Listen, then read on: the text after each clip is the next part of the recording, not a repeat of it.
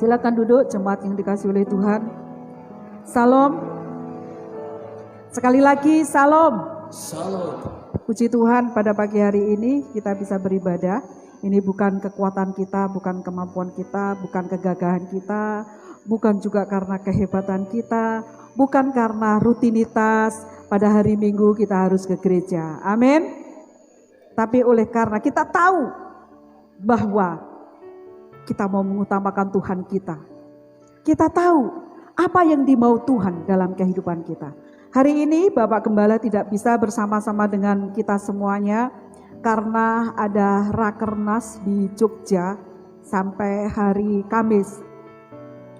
Nanti Bapak Ibu jemaat bisa mendukung dalam doa supaya semua berjalan dengan baik, dan juga pada saat pulang pesawat dan juga cuaca baik.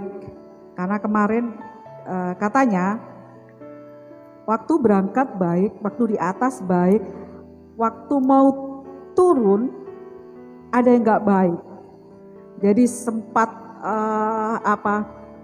gedebruk begitu ya.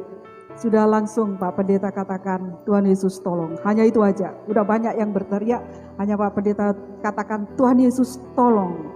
Akhirnya bisa mendarat dengan baik. Ternyata itu semua adalah ada suatu rahasia yang tidak dimengerti oleh semua orang dan oleh Pak Pendeta sendiri. Di samping Bapak Pendeta itu ada seorang bapak-bapak duduk dari awal itu asik dengan HP-nya dan langsung pasang headset ya. Jadi mau disapa pun enggak bisa karena kan pakai headset. Dari awal itu pokoknya seperti main-main yang seru seperti itu. Nah pada saat Pak Pendeta katakan Tuhan Yesus tolong, dia langsung menoleh ke Pak Pendeta. Terus dia akhirnya membuka headsetnya dan bercerita, oh Bapak orang Kristen. Nah, akhirnya Bapak ceritakan bla bla bla bla dan seterusnya. Ternyata orang tersebut dalam keadaan yang tidak baik. Dia lagi stres, dia lagi tertekan, dan dia orang Kristen yang sudah lama terhilang. Ada rencana Tuhan di balik hal yang tidak enak tersebut.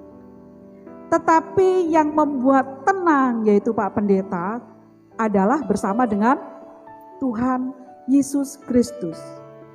Bapak Ibu dan Saudara yang dikasihi oleh Tuhan. Orang tersebut ini seorang bapak. Jadi dia dulu itu adalah sudah melayani pemain drum. Jadi pada waktu main HP itu seperti dia main drum seperti itu, kata Pak Pendeta. Dan dia terus bercerita dan dia mau pergi ke Magelang karena keluarganya di Magelang. Hanya dia memiliki pergumulan yang sangat berat sekali. Dan akhirnya setelah di Magelang, Bapak Gembala kenalkan dengan saudara yang ada di Magelang, yang ada di gereja di Magelang, yaitu Lingkan yang ada di sana, dan juga ada Bapak Pendeta yang melayani di sana, dikenalkan, dan langsung sangat ini sekali dia, senang sekali, dan ditanggapi dengan serius, dengan senang, dan besoknya langsung WA lagi dan mau dibimbing. Itu sungguh luar biasa sekali, kan tidak tahu kan, pada saat istilahnya pesawat itu seperti itu, pasti akan berkata, Tuhan kok seperti ini ya, padahal saya sudah berdoa supaya cuaca baik, supaya semuanya berjalan dengan baik. Tetapi kok ini kok nggak baik? Ada apa ini? Loh ternyata untuk mengingatkan seseorang loh harus terjadi seperti itu. Karena di sampingmu itu loh ada jiwa yang sungguh membutuhkan Tuhan. Firman Tuhan, tema hari ini adalah hari ini adalah jahat. Kita tidak tahu situasi apapun di dalam dunia ini. Apakah kita tahu sedetik kemudian apa yang akan terjadi dalam kehidupan kita? Kita tidak tahu. Sejam kemudian kita tidak tahu. Besok tidak tahu. Minggu depan tidak tahu. Bulan depan tidak tahu. Tahun depan tidak tahu. Apa yang akan terjadi dalam kehidupan kita. Hari ini adalah jahat. Tidak saja hari ini disebut di situ adalah hari, tapi maksudnya bukan hari ini saja. hari setelah kejatuhan manusia dalam dosa, mulai dari saat itulah hari-hari itu adalah hari jahat sampai sekarang ini. Kenapa? Sebelum nanti kita akan membaca firman Tuhan yang menjadi tema, kita membaca firman Tuhan dulu, yaitu Efesus pasal 6 ayat 12. Efesus pasal 6 ayat 12. Kenapa sih dikatakan hari-hari ini adalah jahat? Kita sadar enggak kalau hari-hari, setiap detik, setiap waktu itu adalah jahat? Kita sadar enggak? Kadang-kadang kita tidak menyadari itu. Tetapi pada saat ini, mari kita melihat firman Tuhan. Efesus pasal 6 ayat 12. Kita akan baca bersama-sama. Bisa kelihatan ya? 1, 2, 3. Karena perjuangan kita bukanlah melawan darah dan daging, tetapi melawan pemerintah-pemerintah, melawan penguasa-penguasa, melawan penghulu-penghulu dunia yang gelap ini, melawan roh-roh jahat di udara. Musuh kita tidak kelihatan. Kenapa hari-hari ini, kenapa setiap hari dikatakan bahwa hari-hari itu adalah jahat? Bukan harinya yang jahat ya, tetapi karena ada musuh di situ yang tidak bisa kita lihat. Disitulah kejahatan terjadi. 1 Petrus 5 ayat yang ke-8. 1 Petrus 5, mungkin ada yang ada Alkitab HP atau Alkitab bisa dibuka. Tidak semuanya bisa ditunjukkan di situ ya, tapi kalau ada kita akan baca bersama-sama. 1, 2, 3. Sadarlah dan berjaga-jagalah. Lawanmu si iblis berjalan keliling sama seperti singa yang mengaum-ngaum dan mencari orang yang dapat ditelannya. Ini firman Tuhan. Firman Tuhan itu iya dan amin. Tapi kadang-kadang kita melihat firman Tuhan, membaca firman Tuhan itu hanya sekedar seperti membaca komik, membaca cerita saja. Kalau kita tahu bahwa lawanmu si iblis yang berjalan, kita bisakah melihat iblis? Siapa yang bisa melihat iblis? Tadi dikatakan di Efesus 5 ayat yang ke-12 tadi dikatakan bahwa roh-roh di penguasa di udara yang tidak kelihatan. Roh-roh jahat di udara yang tidak kelihatan. Dan di sini roh itu tidak kelihatan. Roh itu berada di sekeliling kita dan roh itu berkeliling seperti singa. Wow. Kita di kebun binatang aja kalau lihat singa dari jauh. Apalagi ini mengelilingi kita ya. Digambarkan ini mengelilingi kita singa ini. Singa yang lagi lapar. Yang siap menelan siapapun yang bisa ditelannya. Waktu kami melihat di kebun binatang di Malang, jadi ada singa, tapi ini kaca ya, kita melihatnya kan dari kaca. Terus di sebelahnya ini ada lubang kecil yang bisa kita kasih makanan seperti itu. Jadi kita nontonlah, kita lihat begini sambil orang kasih makan. Pada saat singanya meloncat, apa yang terjadi? Kami semua meloncat. Loh, padahal ada kaca, kan nggak mungkin itu. Ini singa yang ada istilahnya ada pembatasnya aja kita ketakutan. Apalagi kalau kita ini bisa melihatnya iblis itu seperti apa sih? Oh, yang kita lihat iblis itu cantik, ganteng, baik dan sebagainya. Tetapi coba kalau kita lihat iblis itu seram, pasti ketakutan semuanya. Ada banyak konten-konten ya yang membuat orang takut. Dia berdandan seperti kuntilanak di jalan, terus dia ada orang lewat. Nah setelah itu dia menakut-nakuti dan orang itu lari terbirit-birit. Pasti setiap orang takut kalau kita bisa melihat wujud si iblis tersebut. Tetapi kita nggak bisa lihat. Ini yang sangat berbahaya sekali ketika kita tidak bisa melihat dan kita tidak bisa merasakan. Kita bisa terseret dan semakin jauh dari Tuhan. Hari ini adalah hari yang jahat. Kita akan membaca Efesus sebagai tema hari ini. Efesus 5 ayat 16. Kita akan baca bersama-sama. Efesus pasal 5, bisa membuka Alkitab dan juga bisa membaca di sini, bisa ditayangkan Efesus pasal 5 ayat 16. Bisa dibaca? Bisa ya? 1, 2, 3.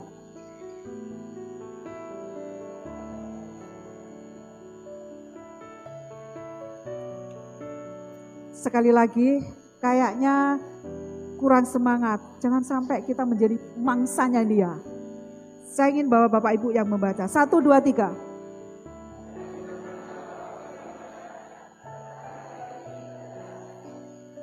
Karena hari-hari ini adalah jahat.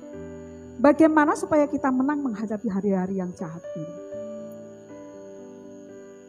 Ayat yang pertama kita akan melihat sebelum kita di ayat yang ke-16, kita akan membaca ayat 15 dulu.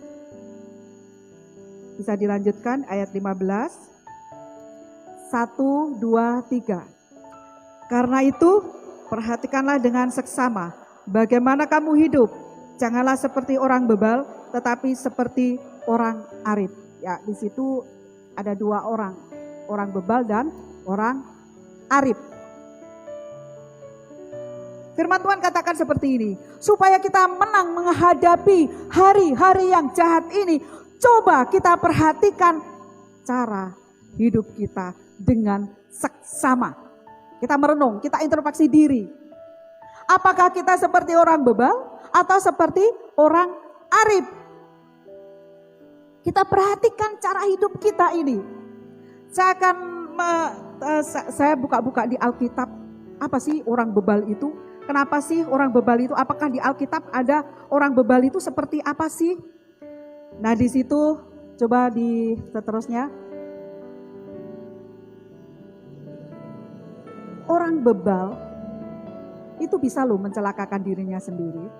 Nah, di situ ada gambarannya bahwa ada orang mencangkul di tebing. Kalau orang bebal dikasih tahu nggak bisa. Itu bahaya loh, kamu nanti bisa celaka. Kalau orang bebal nggak mau, karena menurut dia benar. Saya benar-benar ini, padahal dia akan celaka. Jadi orang bebal itu tidak memperhatikan apa yang akan terjadi dalam hidupnya, tidak memperhatikan keselamatan jiwanya. Itulah orang bebal. Saya melihat di Alkitab, ada di Mazmur, ada di Amsal, dan masih banyak lagi, dan hanya beberapa, yaitu orang bebal itu tidak suka mendengar. Mungkin orang semacam ini adalah mendengar hanya memuaskan telinga dan pengertiannya sendiri. Jadi tidak suka dia itu mendengarkan nasihat, mendengarkan teguran, itu nggak suka dia. Apalagi seperti di gambar itu ya, dinasihati, pasti nggak mau. Pernah melihat orang seperti ini? Dia, kalau orang Jawa bilang itu bergudul sakarepe dhewe. Apa itu ya? Kalau bahasa Indonesianya, ya semaunya sendiri gitu loh. Menurut dia benar. Yang kedua, tidak memakai akal budi. Akal budi itu apa sih? Pikiran kita. Jadi orang bebal itu tidak pakai pikiran. Tidak berpikir. Tidak mau berpikir panjang. Apa yang dilakukannya menurutnya adalah benar. Entah dia selamat, entah dia tidak selamat. Itu tetap dilakukan. Itu adalah orang bebal. Nah, di ayat-ayatnya itu ya ada, nanti kalau nggak percaya bisa dibaca. Apakah benar sih orang bebal seperti ini? Dibaca dalam ayat-ayat tersebut. Suka mencemooh, suka istilahnya ngomongin orang, menjelek-jelekkan orang, itu adalah orang bebal.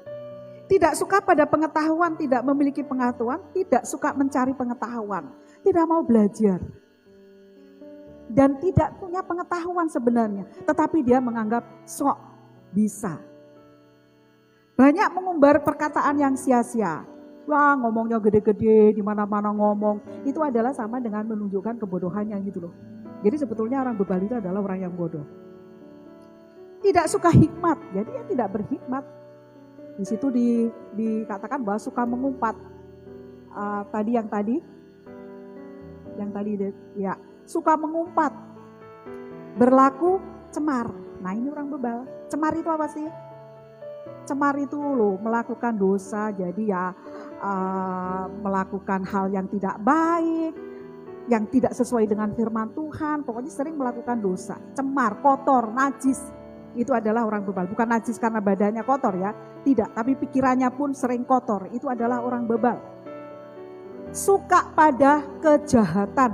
Jadi hati-hati yang suka pada kejahatan itu adalah orang bebal. Seterusnya, terus hatinya tidak jujur. Wow, hati-hati di sini. Amsal, ada di Amsal. Tidak bisa dinasehati. Nah, siapa yang tidak bisa dinasehati itu adalah orang bebal. Jangan nanti di rumah ketika suami nggak bisa dinasehati atau istri tidak bisa dinasehati langsung dikatakan dasar kamu bebal.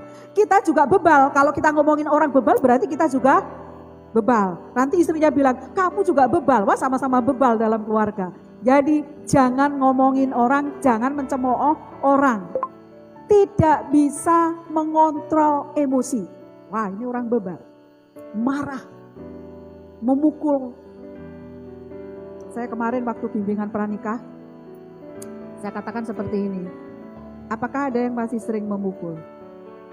Kalau suami, tanggung jawab suami itu berat, yaitu mengasihi istri. Mengasihi itu tidak gampang. Mengasihi yang dimaksud mengasihi istri itu adalah seperti Kristus mengasihi jemaatnya. Berkorban, rela berkorban, mengampuni, memaafkan. Itulah tanggung jawab suami yang paling berat adalah mengasihi. Karena tidak semua suami bisa mengasihi istrinya dengan sungguh-sungguh seperti Kristus mengasihi jemaat. Kalau seorang suami mengasihi istri, pasti tidak akan tangannya melayang-layang di sekitar istrinya, di sekitar tubuh istrinya. Tidak akan karena mengasihi istri. Ya. Terus, sudah habis ya?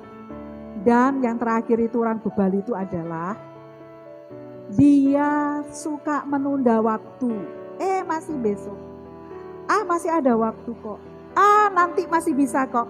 Minggu depan kan masih ada gereja. Atau nanti aja deh kalau sudah mau mati baru ke gereja. Apa kita tahu kan nggak tahu ya. Nah, sekarang kita akan melihat di sini. Apa yang harus kita lakukan kita supaya menang di dalam menghadapi hari-hari yang jahat ini. Kalau kita seperti orang bebal, itu tadi ya. Yang pertama, menggunakan waktu dengan baik. Gunakan waktu dengan baik. Kita baca ayat 16, 1, 2, 3. Dan pergunakanlah waktu yang ada, karena hari-hari ini adalah jahat. Dan perhatikanlah waktu yang ada, karena hari-hari ini adalah jahat. Bapak, Ibu, dan saudara yang dikasih oleh Tuhan. Waktu itu sering dikatakan bahwa waktu adalah apa? Ada yang tahu? Waktu adalah uang. Itu untuk pedagang ya, untuk orang berdagang. Waktu adalah uang. Kenapa? Pada saat, ya seperti di sini ada yang berdagang ya. Pada saat istilah tidak menggunakan waktu yang tersisa itu sudah ada kerugian. Wah, seharusnya tadi untung karena ada orang belanja tapi kita kok nggak buka. Jadi waktu adalah uang. Maka orang berdagang itu sering kehilangan kebersamaan dengan Tuhan. Karena yang dipikirkan hanya uang. Uang, mencari uang. Waktu kita adalah berapa jam? 24 jam. Kira-kira ada yang beda enggak? Semua manusia diberikan waktu yang sama, yaitu 24 jam. Tidak ada yang lebih, tidak ada yang kurang. Semua sama. Tetapi ada orang yang bisa menyelesaikan pekerjaannya dengan 24 jam itu dengan sempurna, bahkan dia masih juga bersekutu di hadapan Tuhan. Tetapi ada orang yang waktunya 24 jam tidak berbuat apa-apa.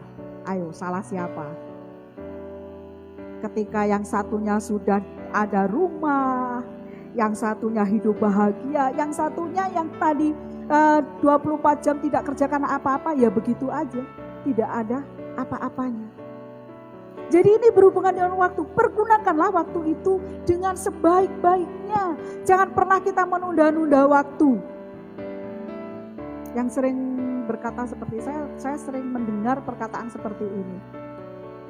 Ayo Pak, ini waktu kami di Jawa, waktu kunjungan. Bukan di sini ya, waktu di Jawa, kunjungan. Ayo Pak, ke gereja, Ibu ke gereja ya. Nggih. Ini kan orang Jawa. Tapi hari Minggu loh, kok gak muncul ya? Padahal udah nggih. Nggih itu artinya tahu? Ya, gitu ya. Iya. Bahasa Indonesianya iya. Kami kunjungan lagi ke ibu ini. Ibu, kok kemarin gak datang? Hehehe. Karena ini dan sebagainya. Waktu saya gak ada, Mbak. Dibilang lagi, saya masih mahasiswa waktu itu. Ini minggu depan ke gereja nggih, Bu, nggih? Nggih. Saya belum berkata minggu depan ke gereja nggih, orangnya sudah bilang nggih. Oke, nggih, iya. Minggu depannya nggak datang lagi. Loh, katanya nggih, kok nggak datang? Kami kunjungi lagi. Ibu nggak berjanji sama saya loh, berjanjinya sama Tuhan loh. Katanya mau ke gereja, nggih. Terus dia cerita, kenapa sih Bu? Katanya nggak ada waktu dan sebagainya. Kalau saya renungkan, ada alasan yang tepat enggak kalau kita nggak ada waktu untuk Tuhan? Bagi orang percaya, kalau orang bebal itu akan berkata tidak ada waktu untuk Tuhan. Karena dia tidak percaya adanya Tuhan. Dia menganggap dirinya benar. Dia menganggap bahwa semua bisa dilakukan tanpa Tuhan. Tetapi bagi orang arif, tadi adalah orang bebal dan orang arif. Bagi orang arif, tanpa Tuhan dia tidak akan bisa berbuat apa-apa. Jadi tidak ada alasan bagi orang arif untuk berkata, tidak ada waktu untuk Tuhan. Untuk bekerja ada. Untuk pegang HP ada. Untuk main game ada. Untuk bercerita ada. Tapi untuk Tuhan tidak ada waktu. Sangat menyedihkan enggak? Pernah enggak mendengarkan kita seperti itu? Enggak ada waktu. Ayo dong ke gereja. Aduh belum ada waktu. Aduh sangat sedih sekali. Ini bukan saya yang katakan ya, bahwa ini adalah orang bebal. Tapi jangan nanti terus langsung berkata loh ya. Ingat, jangan berkata kepada teman-temannya kalau diajak ke gereja, aduh nanti. Oh dasar kamu orang bebal. Jangan berkata seperti itu. Kalau kita berkata seperti itu, ingat bahwa kita sendiri adalah orang sama. Kita, apa yang harus kita lakukan? Didoakan. Kita bersyukur karena kita adalah menjadi orang yang arif. Amin. Katakan kanan kiri, engkau adalah orang arif. Engkau adalah orang bijaksana. Amin. Kita bukan orang bebal, tetapi kita adalah orang yang bijaksana. Ingat, kalau orang bijaksana itu adalah menggunakan waktu dengan baik. Jangan pernah menunda waktu, jangan pernah menunda untuk bertobat. Karena waktu berjalan terus, 24 jam. Mungkin sehari ada yang bisa mengerjakan ini dan itu, tapi ingat, ketika kita menjadi orang bijaksana, sesibuk apapun, kita akan mengutamakan Tuhan dalam kehidupan kita. Karena kita adalah orang yang bijaksana, bukan orang bebal. Karena ingat bahwa waktu-waktu ini adalah jahat. Ketika kita membiarkan diri kita untuk mengikuti dunia ini, maka kita akan menjadi pangsanya siapa? Kita akan menjadi makanan siapa? Iblis yang berjalan keliling-keliling tadi. Jadi ingat, gunakanlah waktu ini dengan baik. Jikalau pada saat ini kita sudah setia kepada Tuhan, jangan hanya setia kepada Tuhan, tetapi libatkan diri kita untuk melayani Tuhan. Melayani Tuhan tidak hanya berkhotbah, melayani Tuhan tidak hanya singer, melayani Tuhan tidak hanya pemain musik, melayani Tuhan bisa dari segala hal. Jangan sampai terlambat. Gunakan waktu itu. Kita tidak tahu kapan, seperti cerita Pak Pendeta tadi. Kalau seandainya itu sudah waktunya Pak Pendeta, ya udah selesai. Pesawatnya mungkin brek, jatuh dan sudah selesai. Padahal dari rumah bersukacita kan? Bersukacita, tolong doakan, ketawa-ketawa. Tidak tahu apa yang akan terjadi. Tetapi Tuhan masih memberikan kesempatan. Kesempatan bagi orang yang di sebelahnya tadi loh ya.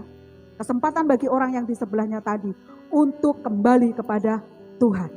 Kita sering dikasih kesempatan. Tuhan nggak mau menghukum langsung. Kalau Tuhan mau menghukum langsung mungkin ya udah langsung udah mati semuanya. Mungkin kita semuanya sudah mati karena melanggar tadi, tidak taat dan tidak menggunakan waktu dengan baik. Tetapi Tuhan masih memberikan kesempatan itu. Tetapi jangan kesempatan itu kita salah gunakan dengan kita melakukan hal yang tidak baik sehingga kita tidak bisa menggunakan waktu kita dengan baik. Sampaikan kanan kiri lagi biar gak tegang ya, kok tegang sekali. Gunakan waktu dengan baik. Amin. Yang kedua, mengerti kehendak Tuhan. Kita akan baca di ayat yang ke-17. Saya nggak bisa membaca dari sini.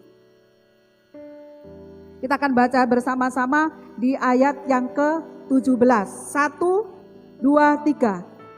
Sebab itu janganlah kamu, sekali lagi. Sebab itu,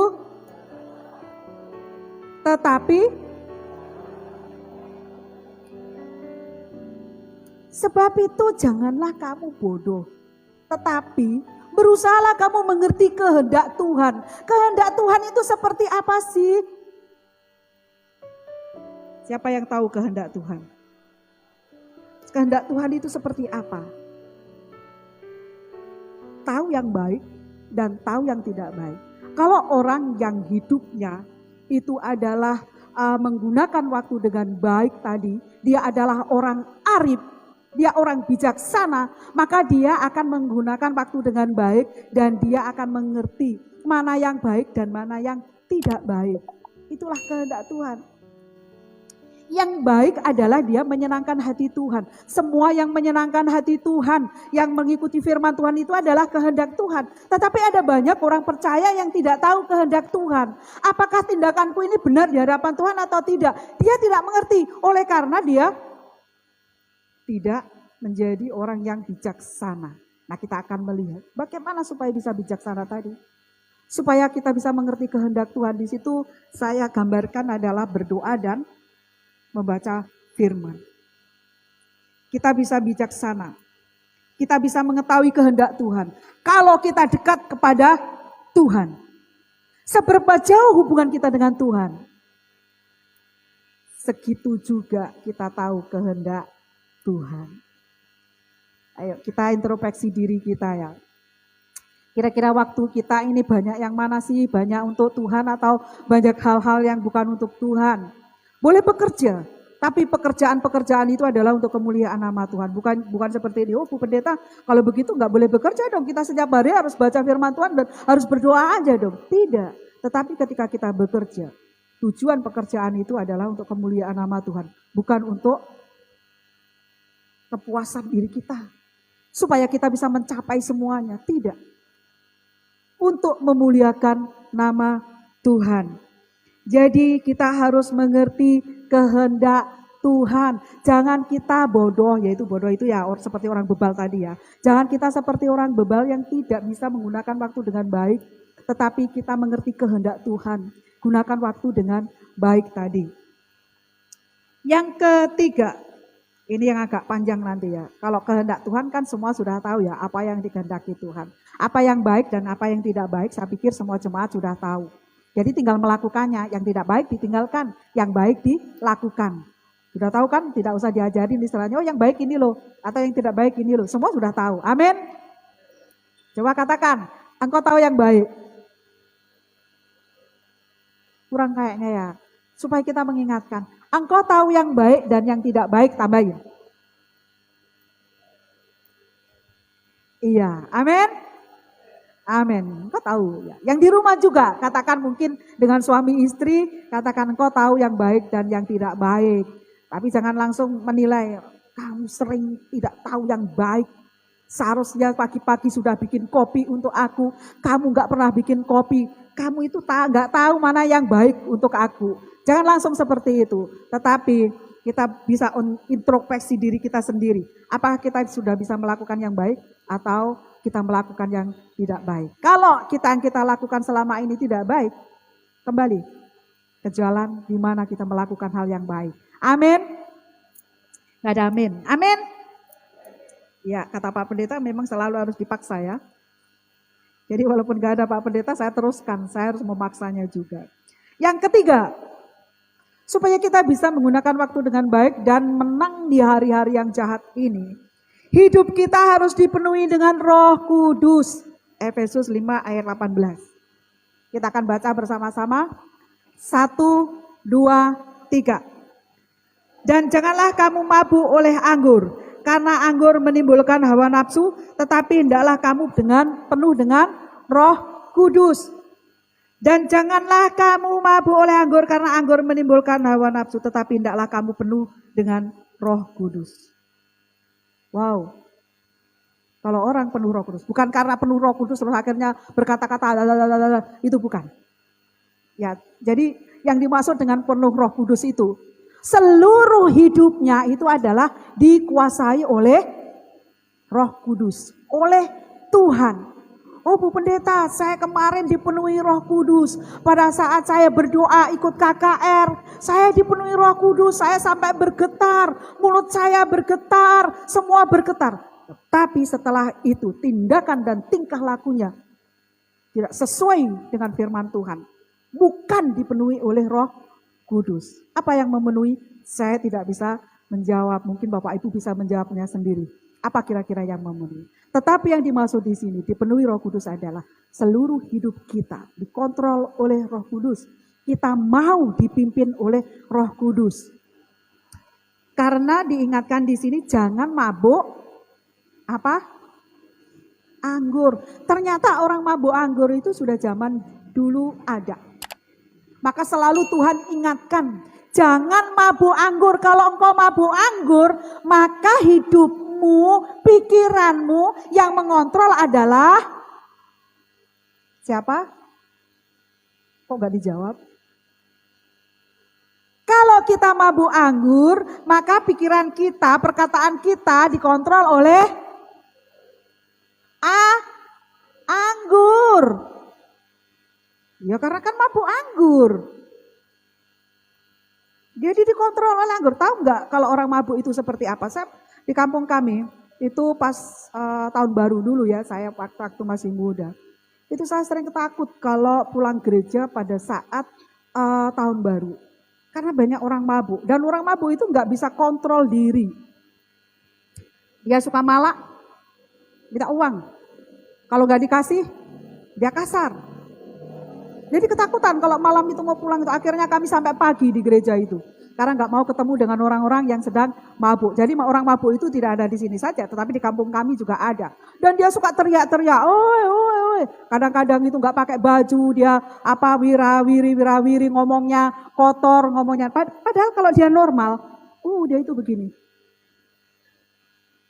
Tetapi pada saat mabuk, kayak apa? Sebab apa yang menguasai hidupnya? Anggur. Pernah mabuk anggur? Terus ada Bu Pendeta itu, orang khotbah minum dulu. Hati-hati ketika pendeta kalau mau khotbah minum dulu. Siapa yang menguasai dia? Adalah anggur. Apa yang diceritakan? Hati-hati di sini. Jadi orang mabuk anggur, orang mabuk itu hidupnya dikontrol dan dia tidak tahu malu. Mungkin ditelanjangin pun dia juga nggak malu. Karena semua hidupnya dikontrol oleh anggur tadi.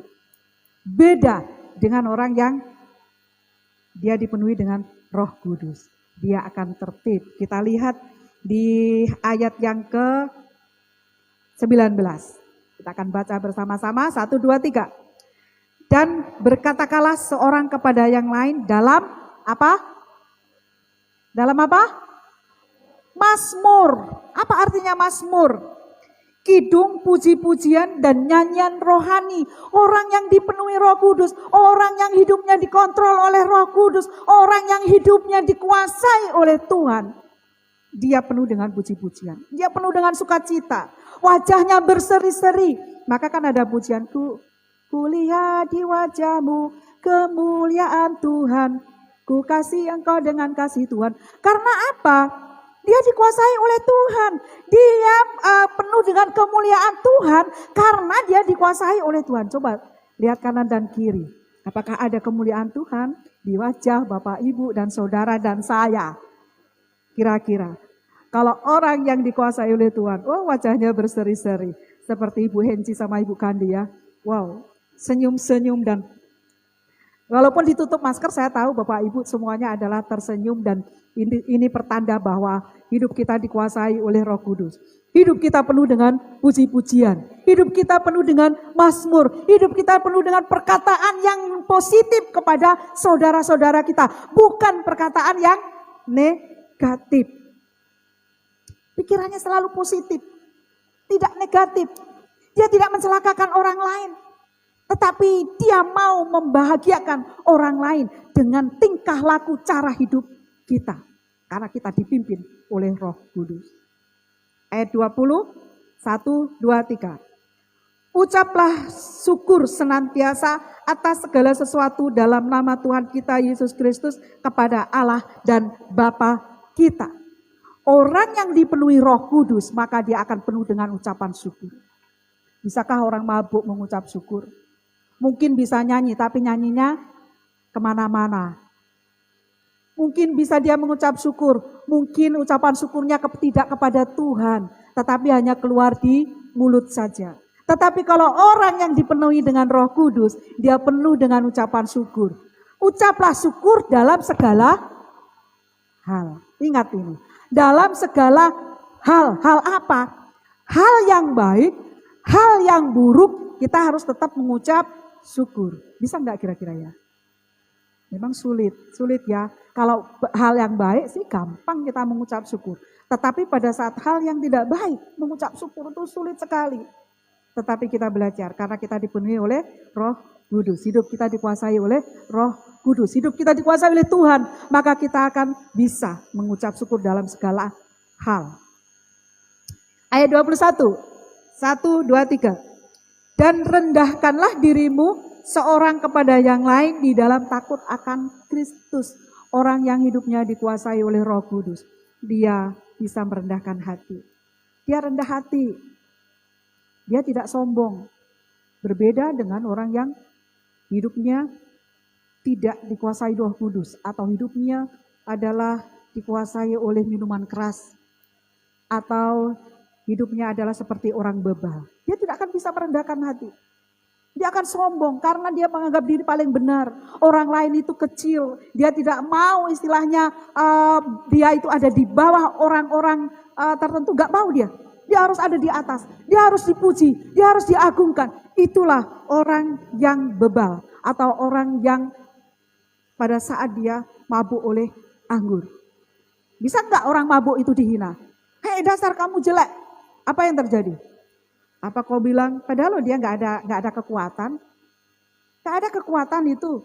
Kalau orang mabuk beneran itu, orang jalannya aja sempoyongan. Karena saya dulu waktu SMA, itu pernah saya punya teman waktu jam kosong itu, dia minum minuman keras, sampai mabuk dia. Jadi jalannya, apa kamu? Apa kamu? Sambil begini-begini. Saya bilang, kamu jelek. Apa kamu? Kamu jelek. Apa kamu? Langsung sambil mau ngejar, tapi kan sempoyongan begini. Jadi kami godain, dulu suka saya godain teman-teman saya yang mabuk itu. Dia lari ke sungai, katanya mau kemana kamu? Aku mau ambil motorku, tapi larinya dia ke sungai. Waduh, orang mabuk memang benar-benar sudah tidak tahu apa-apa itu. Benar tidak? Siapa yang pernah mabuk di sini? Ada? Ada ya? Bisa nggak kontrol hidupnya? Nggak bisa. Dia akan kalau Pak Pendeta dulu kan katanya pernah mabuk, jadi kalau cerita, dia itu mau ke kanan, ternyata miringnya ke kiri. Dia mau lurus, dia miring-miring begini. Jadi hidupnya itu, cobalah divideokan. Terus setelah mabuk, terus ditunjukkan, nih loh kamu tadi. Kira-kira malu enggak? Atau merasa hebat? Tapi kalau orang bebal, dia merasa hebat. Hebat ya aku ya, pada saat aku mau jalan ke sana, aku miring-miring seperti itu. Dia akan ulangi lagi. Jadi orang bebal itu akan mengulangi perbuatan yang sama, jatuh pada dosa yang sama. Itu adalah orang bebal. Bapak, Ibu, dan saudara yang dikasih oleh Tuhan, pergunakanlah waktu yang ada, karena hari-hari ini adalah hari yang jahat. Kenapa?